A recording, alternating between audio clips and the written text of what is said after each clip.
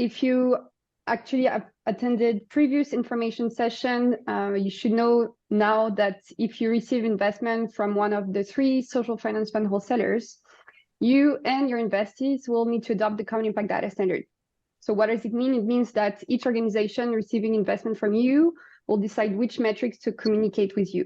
It's a bottom-up approach. And today we are going to discuss how, as an investor, you can roll up, we can create and build a flexible framework with dissimilar impact metrics collected from the different organizations you've invested in, and show with different tables, visualization, the total impact of your portfolio. I'm Laurentia Perrin. I'm leading the Common Approaches work with the Social Finance Fund. And today I am with Kate Ruff, Common Approaches Executive Director and Head of Research. Before we start, a few information. We are recording today's session, but it's for internal purposes. And we will be able to share some of the presentation slides with you afterwards in an email. Also, pour les francophones, je vais le faire en français. La présentation va être en anglais. Les diapositives sont pour la plupart en anglais et en français. Malheureusement, il y a certaines slides qui ne sont pas traduites parce que à cause de certaines sources de nos données, mais vous pourrez bien évidemment poser toutes vos questions après en français pendant la période de questions-réponses. So we always start by recalling our guiding principle. So Kate, would you like to introduce them? Yeah, merci beaucoup, Laurentia. Common Approach moves forward based on 2 guiding principles that were created by our transitional governance group before we were an organization, before we were a thing. So these guiding principles define what we do and who we are. The first is that the Common Approach is shaped by all its users. Our big decisions happen in technical committees with our board, with our SPO council, etc. The second is that impact measurement standards that Common Approach develops place power with the operating charities and social purpose businesses and those they serve, rather than the impact measurement needs of foundations, grant makers, and impact investors. This needs 2 really strong additions. If you go to our website, you can see those additions are elaborated in the full version. The first is that we serve social purpose organizations and operating charities by equipping investors like you to do aggregations based on the SPOs data. So that's what we're going to talk to you about today. The second thing I want to highlight, and that's relevant to kicking off our presentation, is that we are very aware that both measurement and standardization are mechanisms of power.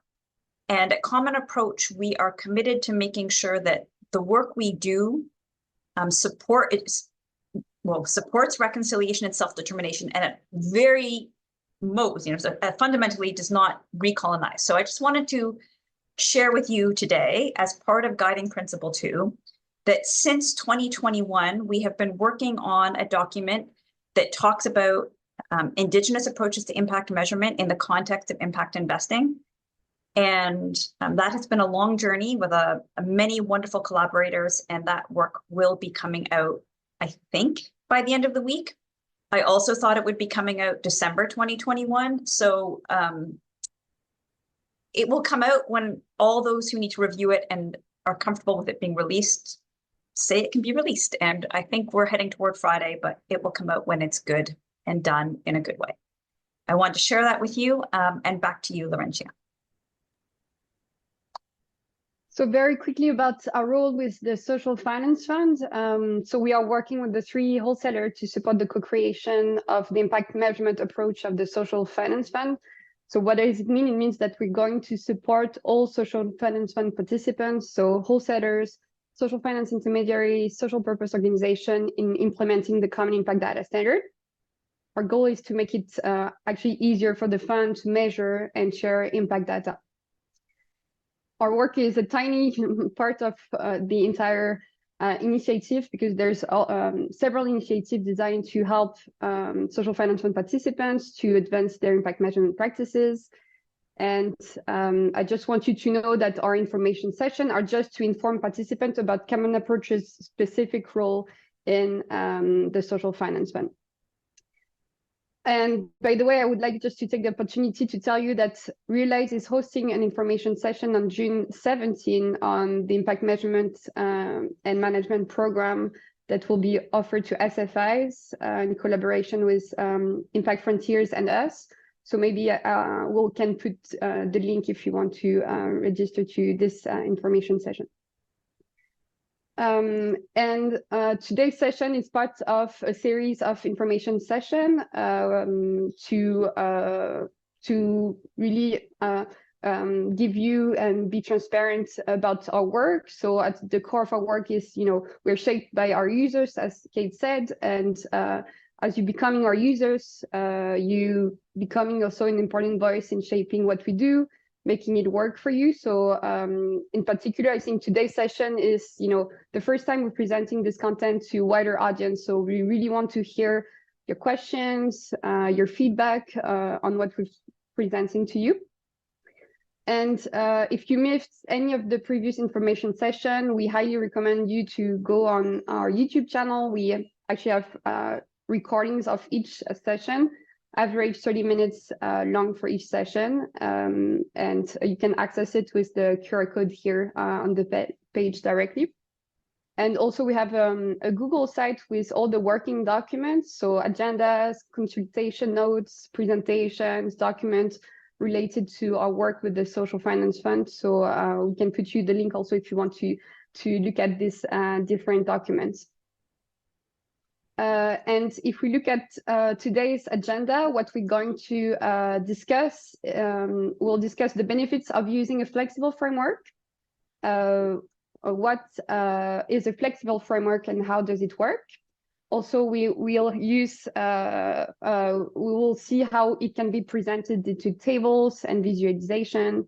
And we will use concrete examples from different portfolio of organizations that have gone through the process with us as part of our Pathfinder pilot project, but also fictional data, so different case studies.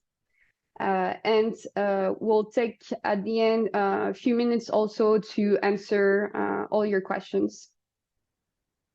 And yes, so without further ado, I hand it over to Kate.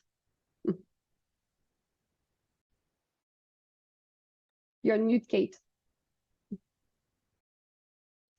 Thanks, Laurentia. I have a confession that we developed this agenda before we developed the presentation, and it is more content than fits in the time we allowed. So I am going to present to you what I think is a reasonable touching on each of these points, but we will need to have future presentations to go deep on all of these things, like the full benefits and how does it work and a full example and all those things. So your questions in the chat or afterwards will help us prioritize what types of content you need from us in the future. And today I'm going to do my best to just give an overview that is not as deep as I think a lot of people are craving, but we only have an hour and to leave time for Q&A, less than that. So here we go. Key point. Common Approach has 4 related standards that are community driven. Today, we are talking about the Common Framework. In French, the Common Framework is la cadre flexible, which is actually a better name. So I'm going to call it the Flexible Framework going forward for this presentation, and we'll explain that a little bit toward the end. So a key benefit is that a flexible framework allows investors to measure the impacts of their portfolios without imposing metrics on their investees. This is a really key point that is the underpinning of why the Social Finance Fund, ESDC, suggested a data standard for the Social Finance Fund so as to not to be burdensome to SPOs. The flexible framework helps solve a long-standing impact measurement challenge. And that challenge is, who is you? So if you think about any advice you have read or heard about impact measurement, it's going to ask you to look inward to your organization. Start with your theory of change, Collect data that is useful to you. And the key challenge is, who is you? Impact measurement is fundamentally relational.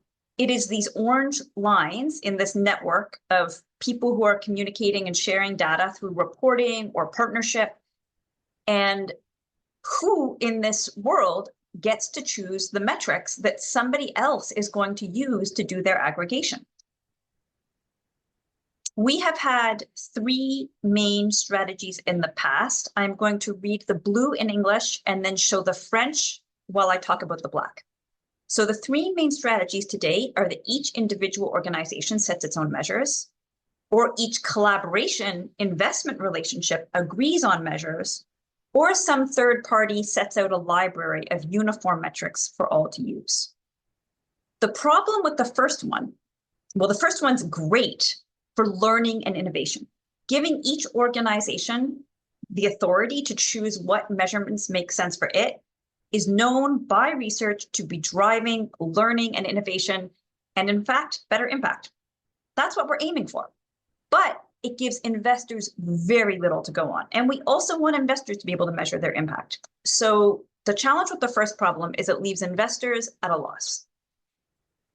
The collaboration is probably what most people on this call are accustomed to, where you work out with your investees what will be measured in the context of this investment. It's not bad, but it means that each SPO, all the investees, end up with a different measurement framework for each investor. And there are mountains of reports and data about how burdensome that is for the investees to manage all these relationships. And also that the data quality isn't very good because the SPOs are not investing much time in gathering this data because they're so overwhelmed.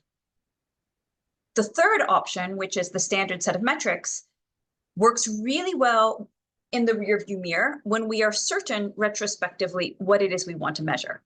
But if we look back in time, we find that had these standard indicators been created in the year 1970, when many people started working on this, there would be nothing, for example, on climate change. And if we standardize these indicators prior to the collapse of the Rana Plaza, there would be very little on supply chains. So by very nature of them being standardized, they lack innovation. They lack that forward-looking inspiration. And that's the point of social finance. So they have a use, but they are not widely applicable. The goal with the common approach is to balance uniformity and flexibility so investors get what they need and social purpose organizations get what they need. And that is really where the flexible framework comes in. So I'm going to spend a few minutes now. I'm going to try and do it in under 4 minutes, talking about why we believe that uniformity hampers comparability and why investors are going to have better data when they work with flexible data. I'm going to start with a very brief introduction of accounting history, lumping the history of accounting into 4 very brief periods. Actually, in the beginning, there was very little accounting. We get to industrial era accounting. Businesses are now more complicated. There are owners. There needs to be financial statements for the first time ever in the industrial era. And historians of accounting note that it was almost impossible to compare the profitability of different firms, even in the same industry at the same time, or to assess the progress of an individual business over a short series of years. Accounting exists, there are financial statements, but it's all over the map and we can't get that comparability. I think many of the impact investors on this call will be like, well, that's where we're at with social impact measurement or social finance. And I would agree. The solution in the accounting era was to go through a period of uniform accounts. And I think impact measurement has dabbled in this kind of strategy. We took almost 40 or 50 years trying to develop uniform accounts. I'm going to parachute you forward to 1965, where if we can say there's a head of accounting, it is Walden Powell who gives us his first quote. And the conclusion is that uniform accounts failed to deliver on their promise of truth and objectivity, despite a great measure of uniformity in the conditions under which these organizations were operating, the products and services they sell, the customers they serve, the means they employ to distributing their output, the circumstances where uniform accounting would be expected to be at its most effective, even here it is not achieved. I'm trying to be in under 4 minutes. I can't give you a treatise on why uniformity does not help investors, but that was the conclusion. And I'll just give you one more quote from possibly also Walden Powell, which is that the recognition of the concept of diversity among independent entities, in your case, think of SPOs, is a fact of life, and that it does not imperil accounting standard setters' goal of narrowing areas of difference. So they're looking to promote continuous improvement and create more comparability, but it falls very short of the concept of uniformity. So this is the moment where accounting was like, we are going to build a flexible standard, and that's how we're going to get impact from a good data to investors. I'm almost at my under 4 minutes. So here we have 3 recent papers on accounting. Again and again, investors are like, I think I want more uniformity. And researchers are publishing in top journals, the Accounting Review. Oh, they're all the Accounting Review. That is the top one. Being like, you know what? I know you want uniformity, but actually flexibility is giving you better data. I can happily share these papers for you. And then financial accounting standards. These are the qualities that make data useful to investors. And you'll see that relevance and representational faithfulness are at the top, namely flexibility for the reporting organizations. And comparability is there, but it's lower. So that's a whole little lesson on why we think we want flexible data to give you investors better data. And then here are 3 papers that just say the same thing in impact accounting, that when we look at impact measurement, funders get better data when they allow their investees, their SPOs, to provide the indicators bottom up rather than top down. Key point. I'm going to walk to the next point, which is how we do that. Okay, so what I've just shown you is why we believe this is going to work. I'm now going to tell you where we've tested it. So we've tested on 3 real investment portfolios, 3 networks, and 1 simulated portfolio. So based on this experience, we think it works. I guess what I'm communicating to you now is that's not nothing. That is some testing. But also, I think I'm communicating, we've done it 7 times and we're still learning. So we've got a lot of theory that tells us it's working. We've got, did I say 7? Yes, 7 examples that tell us this works. And we're still on our learning journey. All right. The way we get this done at Common Approach with our flexible framework is based on 2 concepts: construct-based equivalent and bounded flexibility.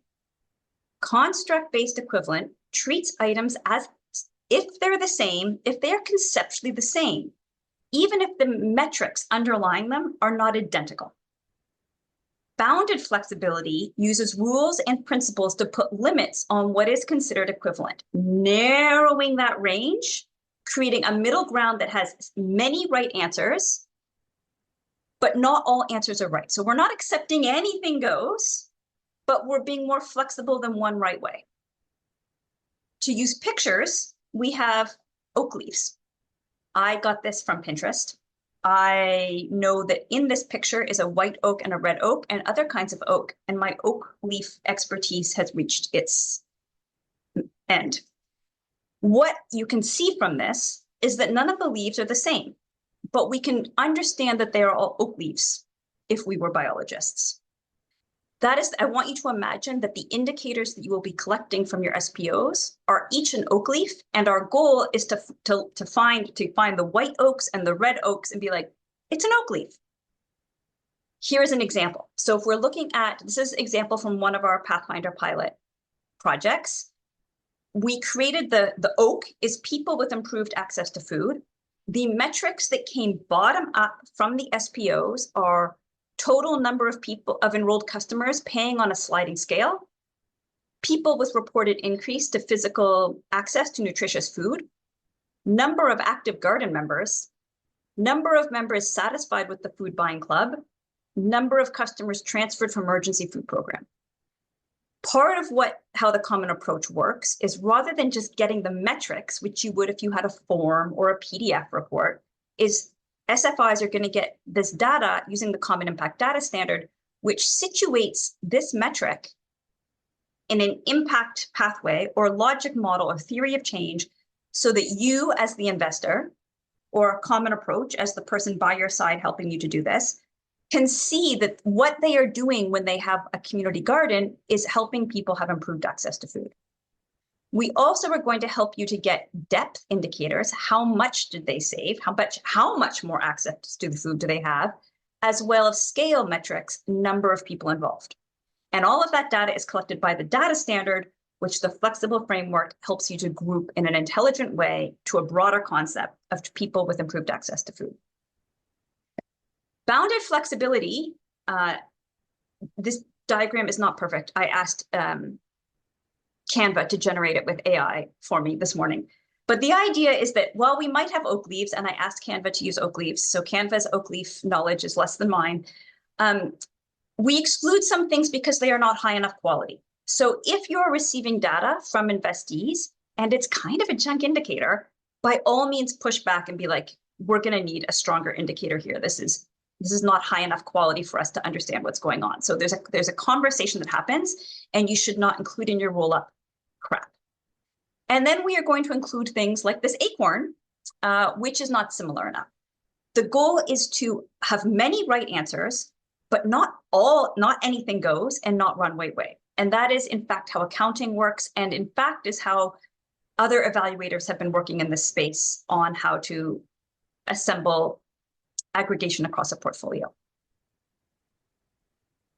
Deep breath. Hope that's not information overload. I'm going to quickly give you an example. So we are imagining that Fund C has invested in SFI A and SFI B, and the SFI A and B are invested in the following organizations. In SFI A, we have 13 social purpose organizations, which are a mix of for-profit and not-for-profit. They are located in urban centers and the rural regions surrounding them, and they share a common issue topic around food security, soil health, and regenerative agriculture. I'm going to talk about Fund B with the French showing. So SFI B has 6 SPOs. They are a mix of for-profit and not-for-profit.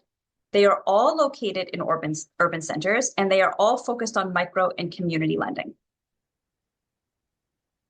With a bottom-up approach, here is what the data looks like. SFI A is collecting 145 metrics. So when we ask these SPOs, what is it you're measuring already? They gave us across them 145 metrics, of which 128 were unique. There's very little overlap, despite being in the same geographic area focused on the same types of work, food security and food circularity. There were very few uniform common measures. Fund B, I'll do this in French, had a similar phenomenon where there were 6 organizations that generated 175 unique indicators. I think closer to 240 non-unique indicators. And I want to highlight that 137 of those came from IRIS.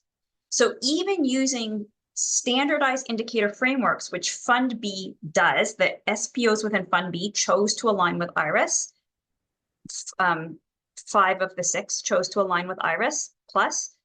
Even with that, there is a great deal of diversity and still a need to aggregate to broader concepts. To build these aggregations, we start with SFI A and SFI B's own impact pathway. So we're now saying, what is it that you, SFI A and SFI B, are trying to measure? And we're going to build the framework based on what the SFIs are trying to measure using the metrics that the underlying SPOs are already measuring. And you've seen this one before, right? So you've seen improved access to food, and we were able to group that into a table of number of people with improved access to food. This is fictitious data. The aggregation is fairly straightforward, but I made up numbers in order to present it to you today. And we can now see an aggregation and change over time. Similarly, we can look at IRIS metrics and non-IRIS metrics related to investment size, diversity, and the diversity of recipients. And we can start to build these aggregations across dissimilar metrics, similar metrics that are not the same. We can also combine this work with existing standards. And a key message that I want to leave you with today, I guess the first is the flexibility in your portfolio is going to give you more comparability than uniformity of metrics in your portfolio. And that is well researched. The second point I want to leave you with today is that the Common Impact Data Standard and the Common Framework build on and work with or fill gaps in existing standardized frameworks. So all of these existing standards in the impact measurement standard setting ecosystem can be mobilized and used to help you tell a great impact story. The flexible framework can be crossed with financial data. Impact Frontiers is going to be leading the capacity building work for the Social Finance Fund to SFIs. Realize is leading it, Impact Frontiers is delivering it.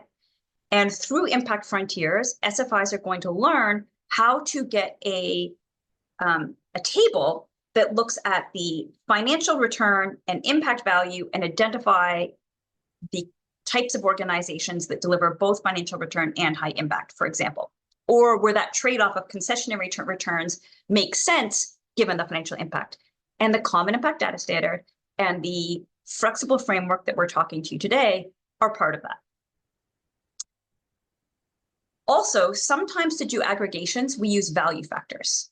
So if we want to know cost savings to households, we can look at a metric called number of meals distributed and estimate using data either from that SPO or from a public data set or from prior research, what that means in terms of cost savings and transform number of meals distributed into cost savings to households.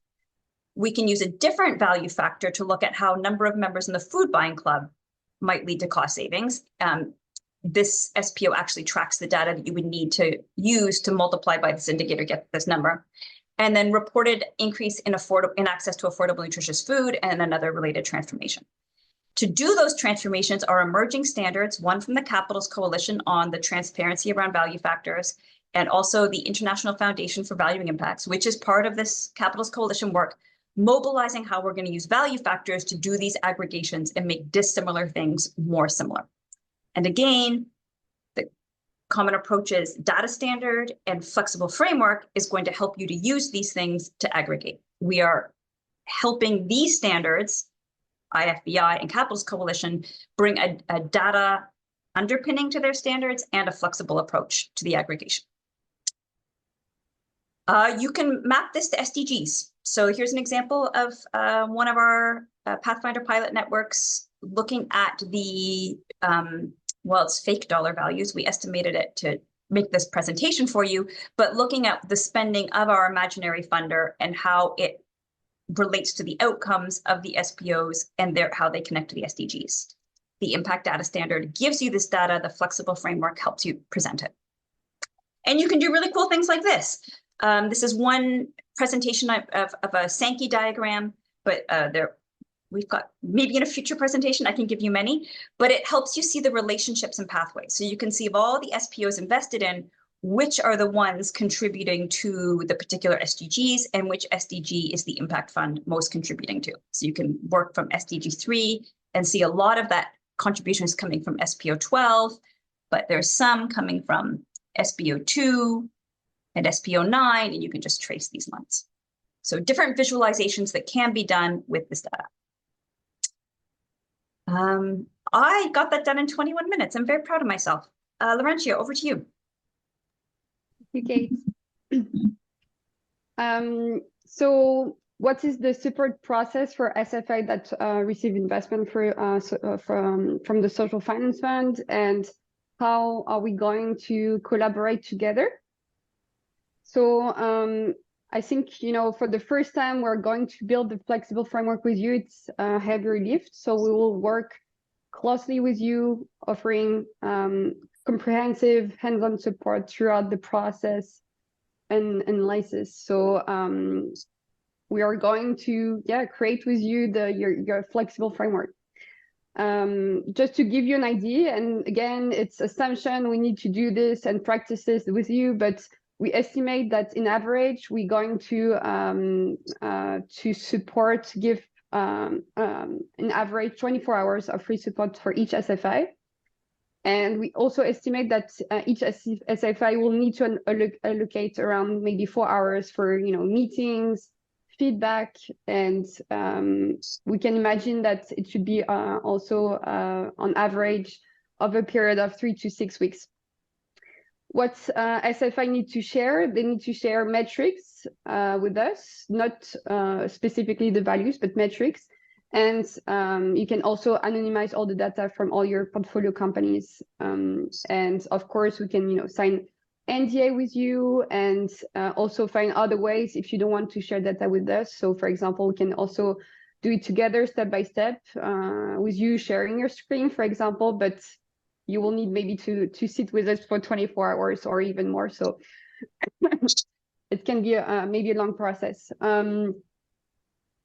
When can we start? So we will build flexible framework for SFI that collected data from the investees between, we imagine between April and August 2025 for the fiscal year of 2024. And to make this, as Kate showed you, we highly recommend that SFIs attend Impact Frontier session, as we'll discuss the flexible framework in one of the sessions in particular. And we are also very eager to start the process already. So we want to continue testing. So if there's some SFI that are already have portfolio metrics and would like to test this approach with us, and if you're interested, well, we can start now. And I'm just going to put you my email right after, but if you want to test it and with us, well, you can contact me directly. And we imagine that once you've built the first framework, the rest should be much easier. So of course you have to make some few adjustments since the number of organizations you're going to invest is going to increase, or maybe they're going to modify, add some indicators. So we'll have there will be some adjustments. So you're not going to be alone. We will still be there to support you. And we estimate an average maybe of 5 hours of support per SFI for each year of reporting. And we also imagine, as we learn from working with you, we will also develop materials such as guides, trainings to empower your team to manage the process independently. And we also hope that in the medium term, maybe our software will be also have the features to guide you throughout this process too. So very quickly, yes, also we mentioned and we talked about this in our previous information session about the Common Impact Data Standard. So I'm not going to go too much into detail, but I just wanted to want you to understand and what is the link between the Common Impact Data Standard and the flexible framework that we showed you. So if you were here already in a previous info session, so you know that to be able to build a flexible framework, we need SPOs to adopt the Common Impact Data Standard. So they do this by choosing and using inline software. Then they're going to export the data and you're going to receive this data. There are currently 11 software to choose from for SPOs. Some of them are free. We have last information session was on software. So if you want to check it also on our YouTube channel, please feel free to do so. And we also have data utilities. So we have an Airtable template that is now publicly available. And we are also working on an Excel solution to accommodate some of the needs. So the data from the software is shared. So from each investee, you can see here the data structure. So the data looks like this in the backend. You don't need to know all of this information, but the key thing is it ends up in in a database that look like this for you as an investor, or with a more friendly interface that could look like this at some point, depending on the software you have selected. And this is once you have received all of this data from your investees, this is when we can start to build the flexible framework with you. So you need to have metrics from your portfolio to start to build the flexible framework.